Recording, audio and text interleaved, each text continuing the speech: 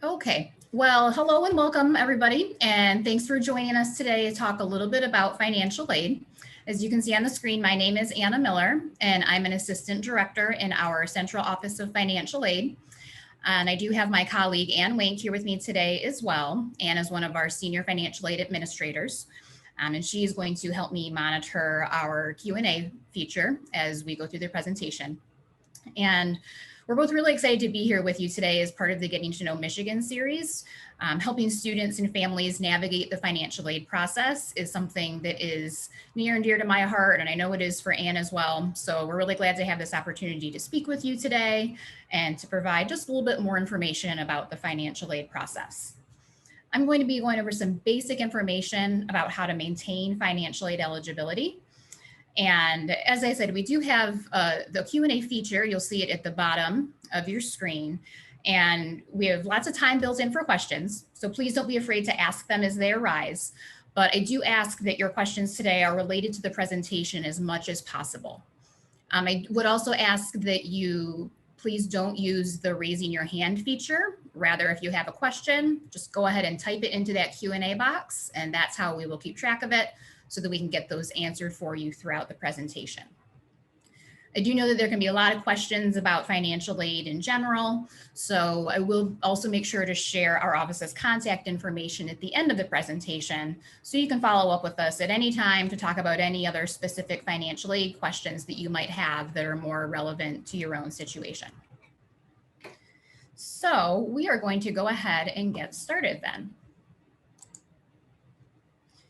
So if you apply for financial aid and you've submitted all of your documents to us, your taxes and your W-2s and all of those things, receiving your financial aid notice probably feels like a big relief. And it is, but there's still more to do and to know after that.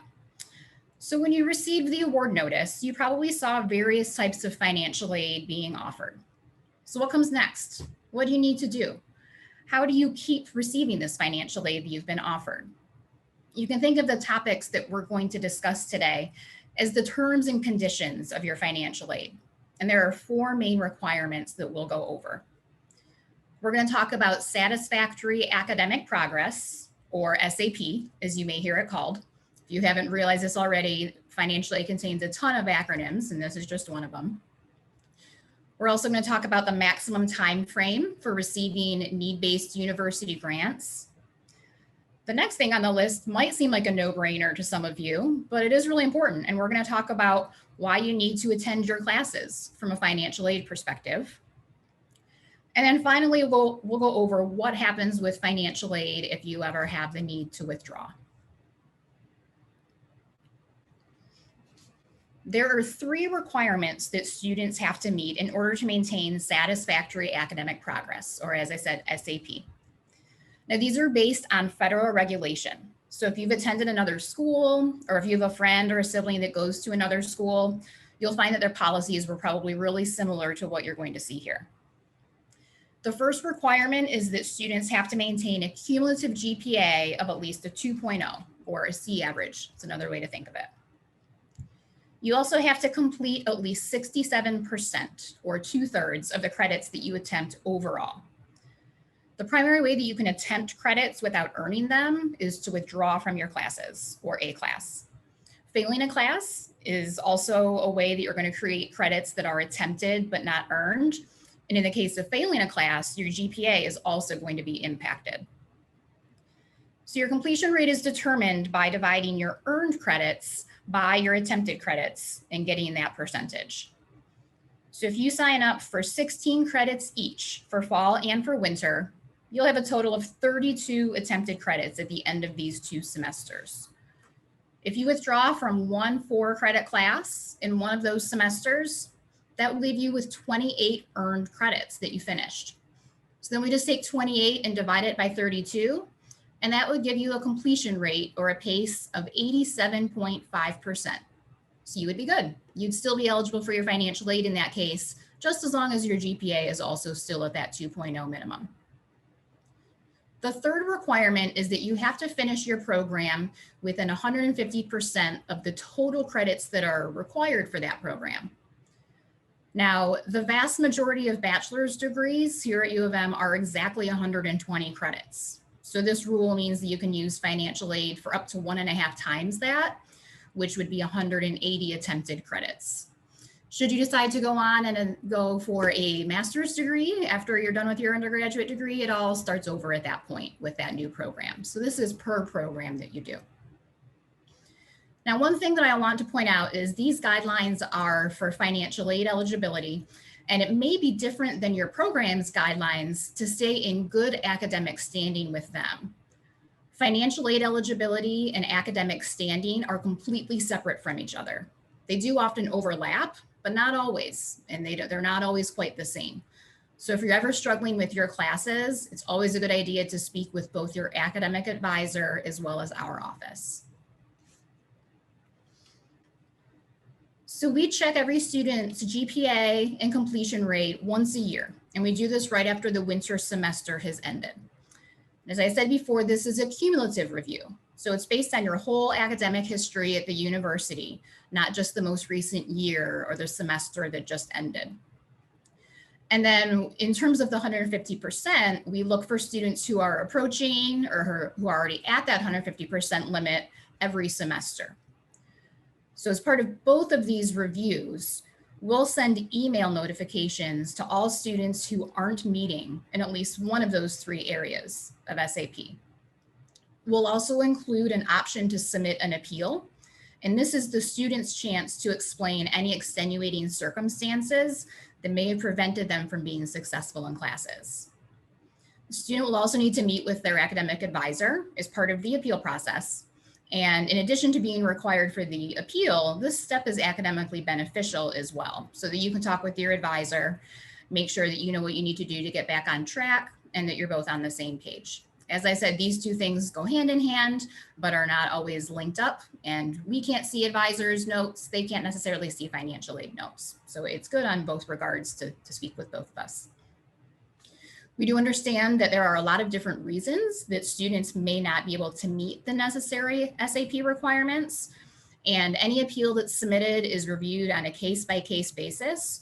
So we really do want to know in that appeal what your specific circumstances were. And you have a chance to provide documentation if it's relevant, if you had some kind of medical situation or something like that. There's also the option to include documentation to go along with whatever explanation it is that you're giving. So I want to pause here for a moment to check in with Anne and see if we have any questions at this point about satisfactory academic progress. Yes, hi, thank you, Anna. We do have a question that came in. The question is, I did not understand the 150% criteria. Could you please explain that further? Sure, I'd love to. So again, this is one of the federal government's rules, and they've said that students can receive financial aid for, it's 150%, or you can also think of it as 1.5 times the amount of time that it takes to complete a program. So in the case of a bachelor's degree, which is 120 credits, you can take 1.5 120 credits, which comes out to 180 credits that you can attempt. So basically, this is giving students a little bit of leeway. It's saying, hey, it's okay if you don't finish right at that 120 credit mark. You can still get financial aid for as long as up to 180 credits. If you have a program that's a little bit different in length, that limit will be a little bit different. At community colleges, for example, that have shorter program lengths, this requirement is different. An associate's degree is 60 credits. And so if you were to be attending a place and getting an associate's degree, it would be 150% of that 60, which would be 90 credits. So it really is specific to the program. And what it means is that once you've reached that point, for us, it's that 180 credits, you're no longer eligible for financial aid. Does that help clear it up?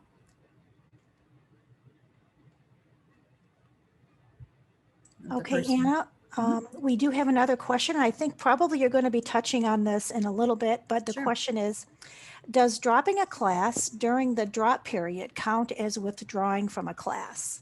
That is a great question. And you're right, Anne. We are going to talk about this one a little bit later. So we will address this, but if you don't find that your question was well answered at that point, please feel free to follow back up and ask it again. All right. Is there anything else for now before we move in? move on?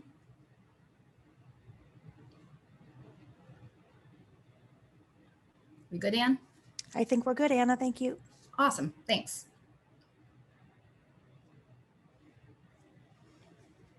Okay.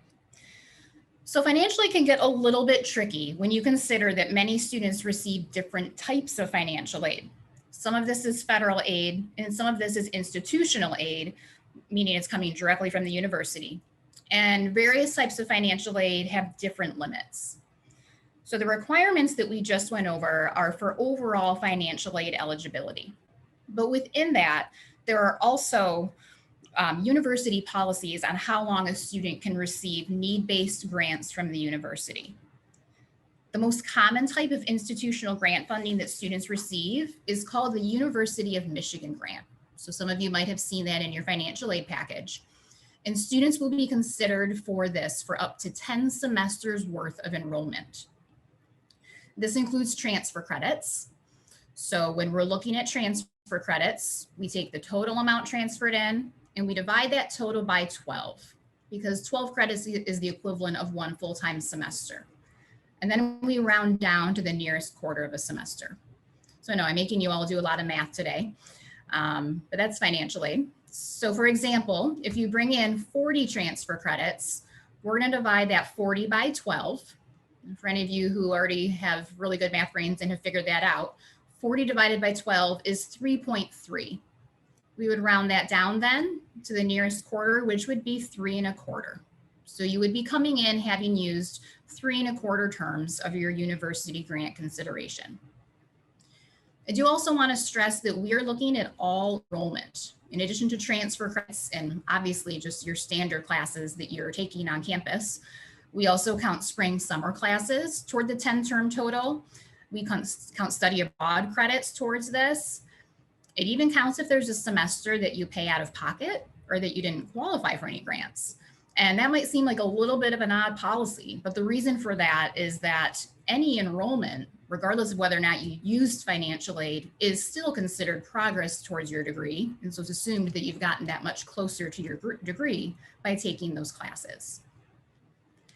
I also want to point out that the 10 semester limit is just for our need-based grants, but there are a lot of different scholarships from various sources on campus that might have their own different maximums. So if you're unsure about the terms of any scholarship that you've received, I would recommend that you refer back to the letter that you received that notified you of the scholarship, or your department if you know it was something that came directly from your department, such as engineering or LSA, something like that. So we're going to pause here again, see if there are any questions about the time frame for our grants.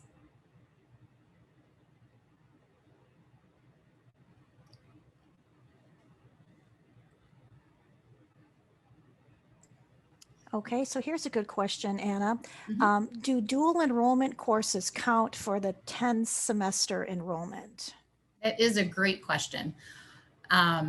So dual enrollment courses, which for those of you who don't know, is classes that college classes that you took while you were in high school, do count towards your federal financial aid total.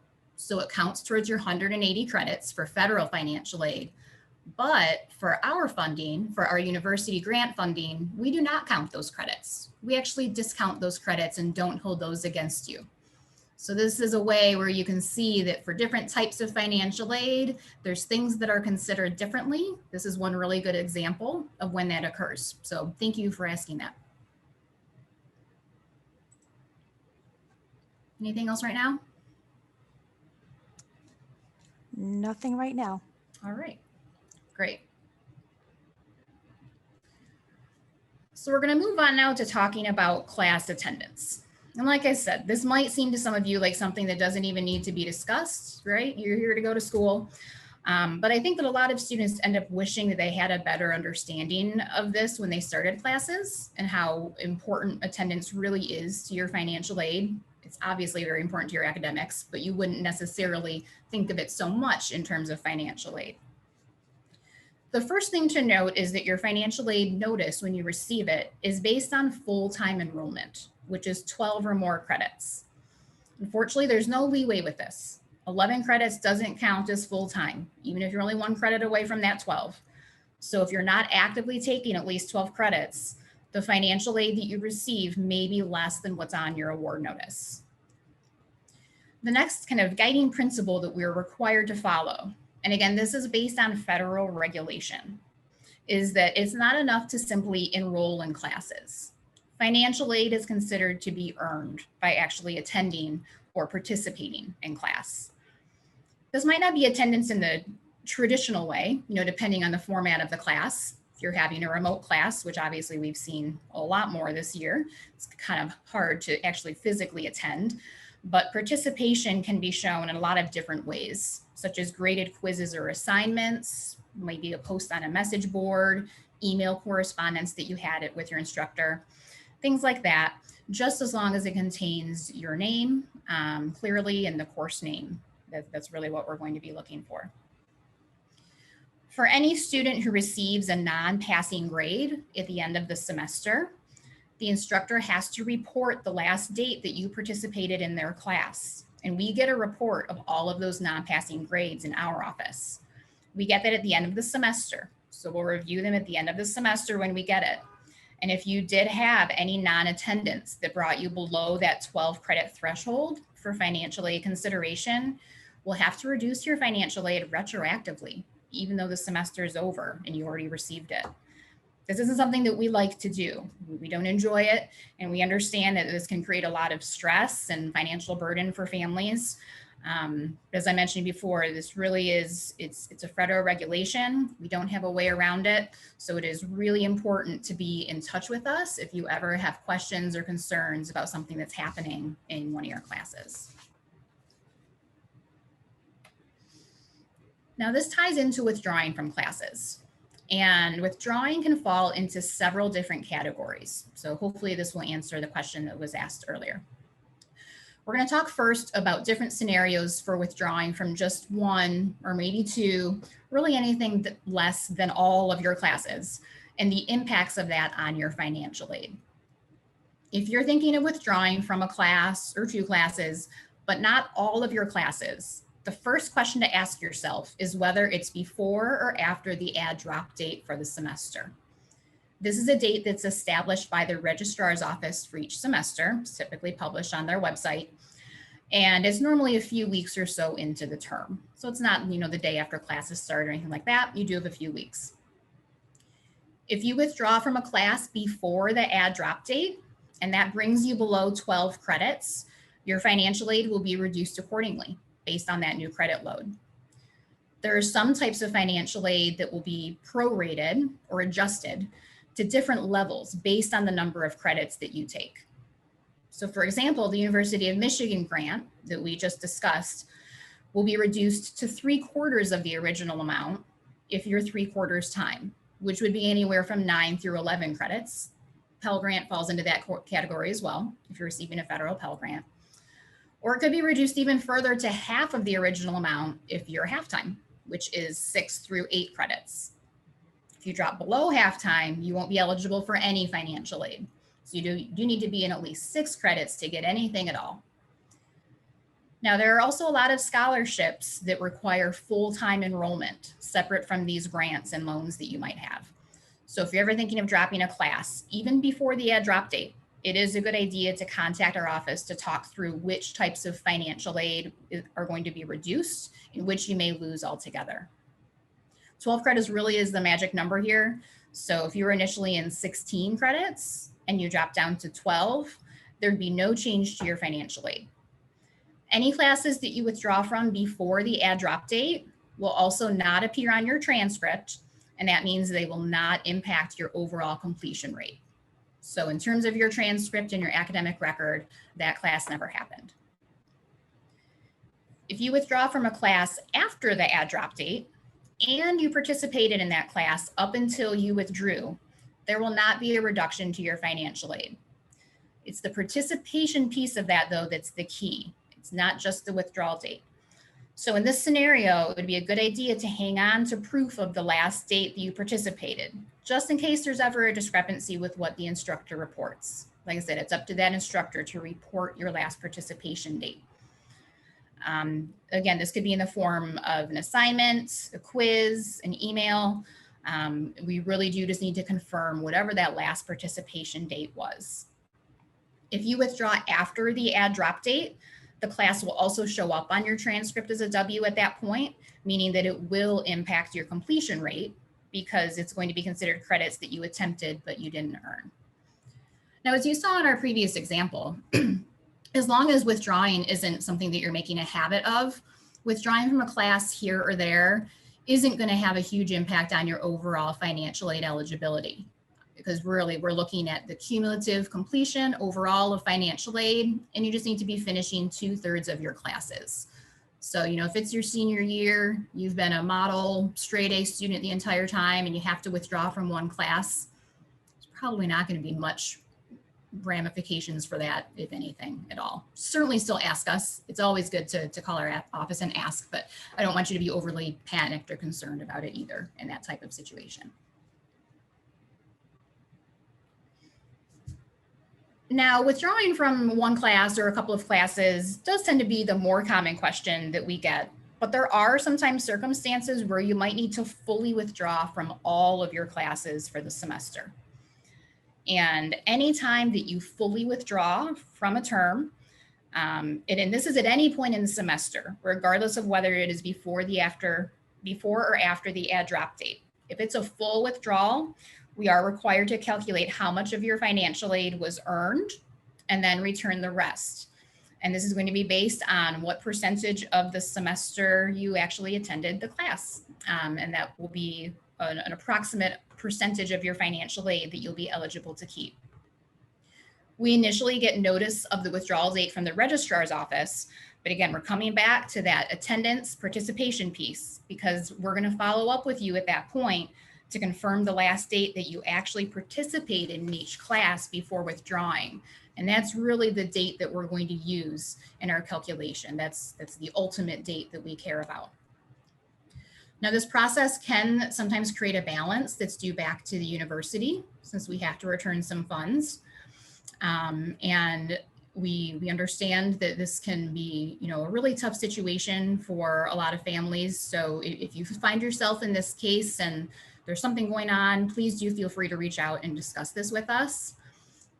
Anytime that you fully withdraw, you will also need to submit an SAP appeal when you're ready to return. And it's going to be the same appeal that we discussed earlier, where you'll need to provide an explanation of why you withdrew from the semester, and your academic advisor will also have a section of the form to complete.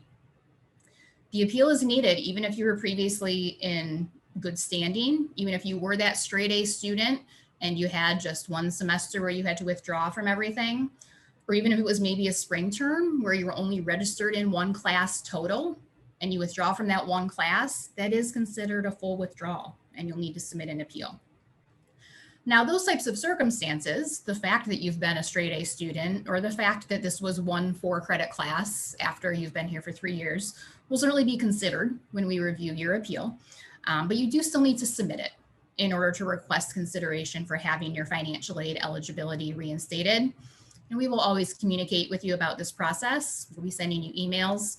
So it is always very important to keep on checking your email, even if you are in a situation where you've had to withdraw from the university. As I said before, if there's ever any questions about the appeal process or about any balance that's due, and there's been something really kind of unforeseen and unique that's happened in your life that made you, need to withdraw from the semester, please do reach out to us. We'll do our best to navigate this with you and to see if there's anything that we can do to assist you through that process. So I know this is pretty heavy stuff and it can be a lot to digest, but it's also really important information to have ahead of time in order to make sure that you have a successful career here at the university and that you're finishing your program. This is the type of rainy day information that hopefully you're never going to need, but it is crucial to understand in case life happens and you do have something come up where you need to withdraw. So at this point, I don't have anything else to present for you, but we do have plenty of time still for questions. So you're welcome to ask any questions about the last section that I just presented, or if you want to go back to anything else from earlier in the presentation, that is perfectly fine as well. Anna, thanks for doing that presentation. It was very informative. We do have a question from a participant that you might want to be able to address based on our need-based financial aid policy. Sure. Can a strong academic record help toward further financial aid during the academic year? That's an interesting question, and it's one that we get a lot. And in terms of need-based grants, the answer is no. There is no academic component to need-based grants. They truly are that. They are need-based, meaning that they're looking at the information from the FAFSA and the CSS profile.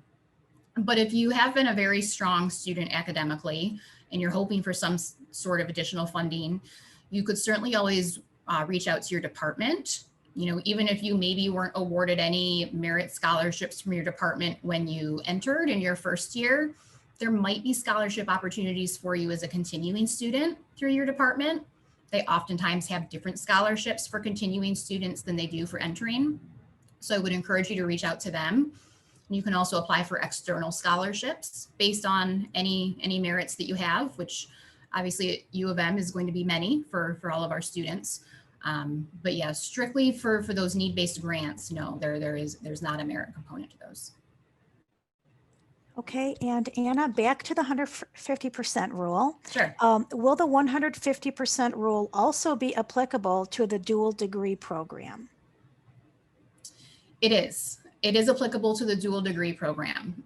So the government's intent is for students to be able to get financial aid to finish one degree.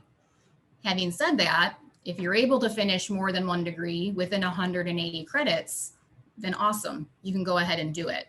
But that 180 credits is going to be the limit regardless of whether you're pursuing one degree, a dual degree, a major to minor, any of those types of situations. So doing a dual degree just on its own would not be enough to have that extended. Okay, thank you, Anna. And a basic general question from an out-of-state family. Do you give any need-based financial aid to out-of-state students? We do. We certainly do have University of Michigan grant funding that goes to many of our out-of-state students, just as it does to our in-state students. And that is based on the FAFSA and the CSS profile, as I said. You know, the information on the FAFSA and the profile does become pretty specific pretty quickly for different families, depending on your own financial situation. So if you are wondering perhaps about your own eligibility, and if you either didn't receive any grant funding or you're wondering why you didn't get more grant funding that you did, I would encourage you to reach out to our office using the contact information here. It's a great question, and it's a question that we get all of the time. So we're very happy to talk that through with you. But that is something that is going to be a little bit more specific to your account.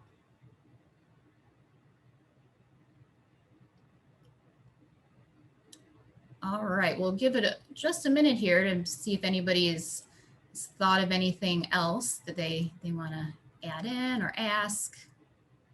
He said, I know that there was a lot to digest in here. This really was just kind of intended as an overview to get you started and to just be thinking about the types of things that our office is looking at in maintaining financial aid eligibility moving forward after you've received it the first time. So I do hope that I was able to at least kind of get your brain juices flowing a little bit, and hopefully you'll think back to this if you're thinking of withdrawing from a class, be like, oh shoot, I should call financial aid. Even if you don't remember anything from the presentation, if you just take away that you should call our office anytime you want to withdraw from a class, that's enough, because we'll be able to talk through all of this with you. Okay, Anna, we had some last questions come in. I think these are just general financial aid questions. One family asking, are there any guidelines you can share on the financial aid need based on income? That's a tricky question because need-based financial aid is not based only on income. As you recall, any of you who submitted the FAFSA and the CSS profile, there were a lot of questions on those applications, right? You had to give an arm and a leg's worth of information when you filled those out. And it's looking at all of that. So all of that information that you give, goes into an algorithm that's built into the FAFSA and an algorithm that's built into the CSS profile. And those applications use all of that information to determine what we call your EFC, or your expected family contribution. And that's really what drives your financial aid eligibility. So there really isn't one set magic number where we can say, if you make this amount of money, if you make under this amount of money, you're going to get this. If you make over amount of this money, you won't, because there's just so many other factors that go into it. But again, that is something that we can certainly go deeper with you if you'd like, but we would need to actually have your applications pulled up in order to do that. And so you could certainly contact our office if you wanted to talk about that further. Thank you, Anna. Another question. Generally, how do we accept federal student loans? It's a great question. So a lot of people see their loans in Wolverine Access, and you might see that it already says accepted. For some people, they think, yes, I'm done. And some people panic and they're like, oh my God, I didn't want loans. But that seeing the accepted there alone really doesn't actually mean anything. There are 2 additional steps that you need to complete before the first time that you take a federal loan. Both of them, both of them are done at the federal government's website, which is just studentaid.gov, same place you did your FAFSA. And you'll have to do the MPN, or the Master Promissory Note. And that's just your agreement to pay your loans back. It's an electronic form. And then you'll also have to do an online session called entrance counseling. And that's going to be an online tutorial just to go over your rights and responsibilities as a borrower. And just as long as you've done those 2 steps, excuse me for just a moment, I'm having some issues with my throat.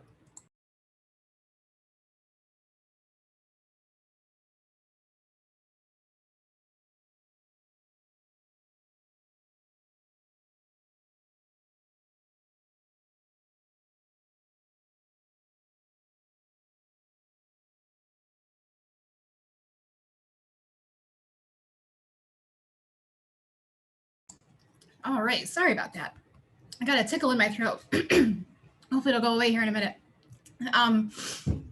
So just as long as you've completed those 2 steps, your loans will automatically disperse. That means that if you don't do those 2 steps, your loans won't pay, even though they say accepted.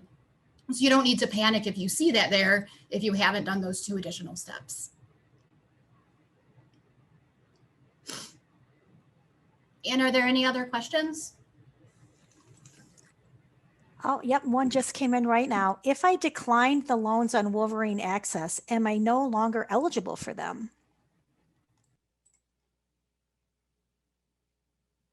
And I apologize, I'm having a hard time right now. That's also a great question. And the answer to that is no.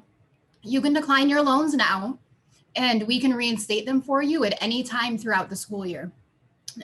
So that's really not an issue. You know, if you decide now that you think you don't want your loan, and then maybe October rolls around and you think, oh, I actually kind of do need this funding, you can reach out to our office and we can reinstate that loan for you. So it really is just through the end of any semester for which the loan is for that we can do that.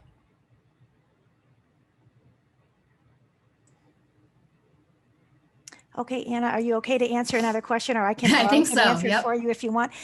Is the need-based financial aid reviewed each academic year, or do we have to reapply each academic year? Also a great question.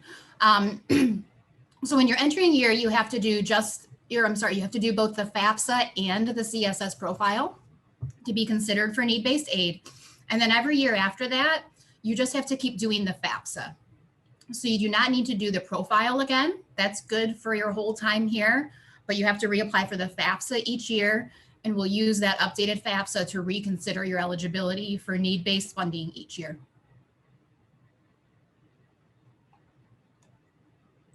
Okay, and what is the deadline for accepting the loans? So there really is no deadline other than the end of the semester. Like I said before, even if you're not sure right off the bat if you want to use the loans, that's totally fine. You don't have to. And we can put loans out there right up until close to the very end of the semester for which the loan is for. So for the fall semester, if your loan was only for fall, that means up until December. for the winter semester up until April. If it's a combined loan for fall and winter together, you have all the way until April to let us know. So it's really just the end of the period for which that loan is for. Okay, we get those questions often. Here's another question. If we have a merit scholarship and not need-based aid, do we still need to complete the FAFSA every year? You don't have to. That's up to you. You may choose to if there's ever a chance that you think that you might need to use loans for some reason. You might just want to go ahead and do the FAFSA and get it in. It's free and you can do it in order to be considered for loans. But no, you don't have to necessarily.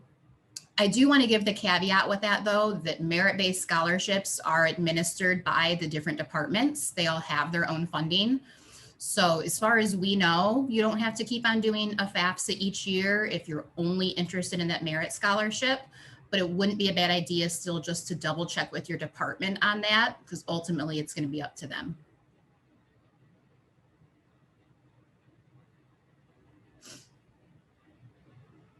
Okay, do we have anything else, Anne? Nothing. All right, well, thank you all. Those were some great questions. I appreciate everything that you asked and you all being here today. As you can see, as I said, our office's contact information is here on the screen. I do encourage you to reach out anytime. Our hours are Monday through Friday from 8 to 5 Eastern time. The exception to that is Thursdays. We don't open up until 10. But otherwise, 8 to 5, you can contact us anyway. And we want you to do so if anything comes up. You know, we realize that financially it can be stressful to think about and to talk about, but we are here to help you understand the details, and that's what we're there for. So please give us a call, send us an email. Once we're here in person, if you want to stop in for advising or do a Zoom advising, that's an option as well. So lots of different ways you can reach us, and we're happy to speak with you and talk this through. So again, thank you all for joining today, and I hope you all enjoy your weekends. Have a great rest of the day.